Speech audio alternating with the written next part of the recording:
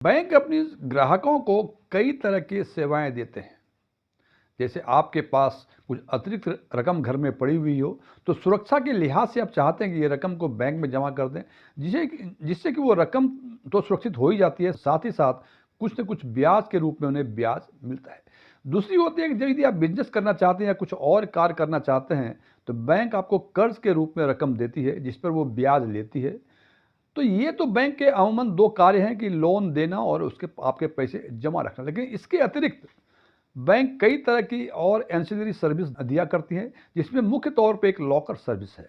आज हम चर्चा करेंगे उस लॉकर सर्विस के बारे में। लॉकर सर्विस में बैंक अपने लॉकर को अपने ग्राहक को किराए पर देती है और उसके एवज में वो प्रति वर्ष के हिसाब से किराया वसूल करती है और ग्राहक वो वस्तुएं जो घर में लगती है और सुरक्षित हैं उसको बैंक के लॉकर में जमा कर देते हैं, जैसे गोल्ड, डायमंड, सिल्वर्स के कुछ एंटिक पीस, कुछ कॉइन्स या कुछ इंपॉर्टेंट डॉक्यूमेंट्स, इस तरह की बातों को कि वो घर से चोरी ना हो जाए, वो बैंक के लॉकर में जमा कर देते हैं।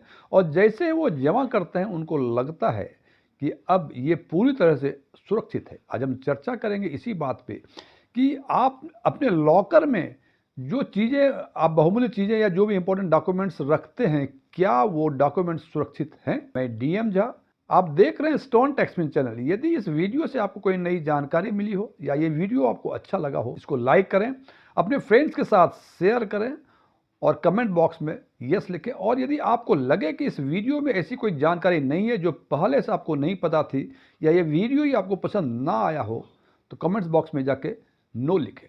और यदि आपकी रुचि बैंकिंग, इन्वेस्टमेंट, खासकर म्यूचुअल फंड इन्वेस्टमेंट और डायरेक्ट टैक्सेशन में है और अभी तक आपने मेरे चैनल को सब्सक्राइब नहीं किया है, तो मेरे चैनल को सब्सक्राइब करें और ऑल बटन पे क्लिक करें ताकि हमारे सभी नए वीडियो की नोटिफिकेशन आपको लगातार मिलती रहे। इस पर आगे चर्चा करने के पहले हम बात करते हैं कि जैसे मैंने उदाहरण के लिए दिया था कि आपके घर में अतिरिक्त रकम है तो आप बैंक में जमा करा देते, तो आप समझते हैं कि वो रकम सुरक्षित हो गई और उस रकम पे कुछ ना कुछ ब्याज मिलती है, और उसी हिसाब से आप ये समझते हैं कि बैंक लॉकर में जो कोई इंपॉर्टेंट डॉक्यूमेंट्स या कोई जेवरात आपने जमा कर दिए तो वो पूरी तरह से सुरक्षित हैं। लेकिन फ्रेंड्स, ऐसी बात नहीं है। दोनों ही इवेंट्स में आपके संबंध बैंक से अलग अलग है। सबसे पहले हम बात करते हैं कि बैंक में जो जमा करते हैं उसमें आपके और बैंक के बीच क्या संबंध है। आप वो पैसे बैंक को देते हैं, कुछ ब्याज की दर के हिसाब से एक एग्रीमेंट होता है आपके और बैंकर के बीच में, और उस हिसाब से एग्रीमेंट के अनुसार आप जब पैसे मांगते हैं वो पैसे बैंक वापस करते हैं। ये बैंक की जिम्मेदारी है। यदि बैंक ये नहीं करता है तो निश्चित रूप से आप बैंक को स्यू कर सकते हैं। हालांकि इसके कुछ और भी टेक्निकल इश्यूज हैं कि ये सुरक्षित जो है आपके 5 लाख रुपए रकम के, जिसकी चर्चा हम किसी और वीडियो में करेंगे। तो सामान्य तौर पर मानते हैं कि जो भी डिपॉजिट अपने बैंक में की वो आपके पूरी तरह से सुरक्षित हैं, बिकॉज यहाँ जो संबंध है आपका वो बैंकर और कस्टमर के टाइप का बैंक और कस्टमर के बीच में है। लेकिन बैंक जो आपको लॉकर किराए पर देती है, मैं बार बार वर्ड यूज कर रहा हूं, लॉकर किराए पर देती है, इसका सामान्य शब्दों में यदि हम ट्रांसलेट करें, यदि हम सोचें कि आपका कोई मकान खाली है और आप उस मकान को किसी किराएदार को किराए पर दिया, तो जनाब आप उससे प्रति माह किराया लेते हैं और उस मकान में वो कौन सा सामान रखता है इसकी जिम्मेदारी आपको कुछ नहीं होती। और ये यूं करें कि यदि उस मकान में चोरी, आपके किराए के मकान में चोरी हो जाती है, तो क्या आपका मकान मालिक उसके लिए जिम्मेदार है? उसी हिसाब से यदि बैंक से आप लॉकर किराए पर लेते हैं तो उस लॉकर में आप कुछ भी चीज़ रखें, कोई इंपॉर्टेंट डॉक्यूमेंट्स रखें, 1 लाख के रखें, 10 करोड़ के रखें, बैंक उससे कभी नहीं पूछता है। तो ये संबंध जो आपके और आपके बैंकर के बीच है लॉकर सर्विस के बारे में, ये केवल किराएदार और मकान मालिक की हैसियत से है। इसका मतलब आप हैं किराएदार जिसने लॉकर को किराए पर लिया है, और बैंक है मकान मालिक जिसने कि लॉकर आपको किराए पर दिया है। और उस हिसाब से लगता है कि बैंक लॉकर में आप क्या चीज़ रखते हैं बैंक इसके बारे में कभी नहीं पूछता, और खुदा ना खास्ते कल कहीं कुछ मिसहैपनिंग हो गई, डकैती हो गई, फायर हो गया, चोरी हो गई, तो क्या इसके लिए बैंक जिम्मेदार है? और जिस तरह से मकान मालिक किराए के मकान में रखी हुई चीज़ों के लिए जिम्मेदार नहीं है, उसी हिसाब से बैंक भी आपके द्वारा रखी गई वस्तुएं जो लॉकर में रखी हैं उसके लिए बैंक जिम्मेदार नहीं है। लेकिन 2021 में रिजर्व बैंक ऑफ इंडिया ने इस बारे में कुछ दिशा निर्देश जारी किए जो कि इफेक्टिव 1 जनवरी 2022 से थी। उस दिशा निर्देश के अनुसार 2 चीजें उन्होंने क्लासिफाई की है कि किस परिस्थिति में बैंक जिम्मेदार नहीं है और किस परिस्थिति में बैंक जिम्मेदार है और किस हद तक जिम्मेदार है। तो सबसे पहले हम बात करते हैं कि किस परिस्थिति में बैंक जिम्मेदार नहीं है उस चीज के लिए जो आपने अपने लॉकर में रखी हुई है।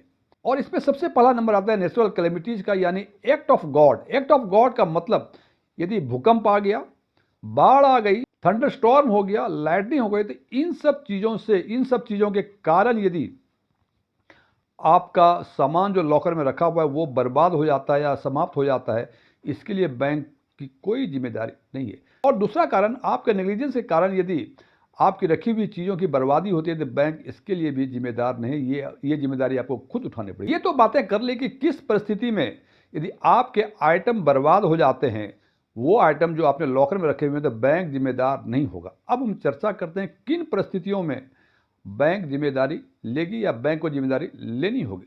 तो सबसे पहला, यदि आग लग जाती है, चोरी हो जाती है, कुछ बर्गलरी हो जाती है, कुछ रॉबरी हो जाती है, कुछ डकैती हो जाती है, इन सब कारणों से यदि आपके जो लॉकर में रखे हुए सामान हैं वो बर्बाद हो जाते हैं या चोरी हो जाती है, तो उस परिस्थिति में बैंक जिम्मेदार होगा। लेकिन और बैंक की जिम्मेदारी लॉकर के एनुअल रेंट के 100% टाइम तक ही होगी।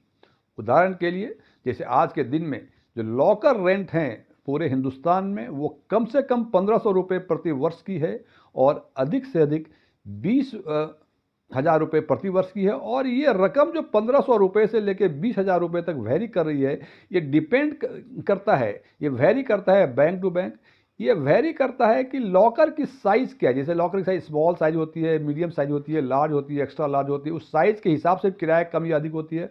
और तीसरा सबसे इंपॉर्टेंट कि लोकेशन ऑफ द ब्रांच, वो लॉकर किराया पर कहाँ लिया है, क्या ग्रामीण एरिया में लिया है, सेमी अर्बन में लिया है, अर्बन में लिया है या मेट्रो सिटी में लिया है, उसके हिसाब से भी लॉकर रेंट के किराए में वेरिएशन होता है। तो ये कम से कम 1500 रुपये और अधिक से अधिक 20,000 रुपये प्रति माह है। और जो कंपनसेशन देगा चोरी डकैती या रॉबरी के केस में, उस केस में जो भी एनुअल रेंट आप पे कर रहे हैं उसके 100 टाइम्स ही बैंक जिम्मेदार होगा। इसको सीधे साफ शब्दों में ट्रांसलेट करना कहूँ कि यदि आपकी 10 लाख की ज्वेलरी लॉकर में रखा हुआ है आपने, हालांकि बैंक को नहीं पता है कि 10 लाख की है कि 10 करोड़ की है या कुछ नहीं है उसमें, लेकिन आप क्लेम करते हैं कि 10 लाख की ज्वेलरी उसमें है और खुदा न खास्ते कुछ आग लग गई, डकैती हो गई, रॉबरी हो गई उसके, और आपने मीडियम साइज का लॉकर यानी 5,000 रुपये प्रति वर्ष के हिसाब से किराया दे रहे हैं उस लॉकर का, तो इसका 100 टाइम्स यानी आपका केवल 5 लाख रुपए तक की ही बैंक की जिम्मेदारी बनती है। इसका मतलब आपने सामान तो रखा 10 लाख का,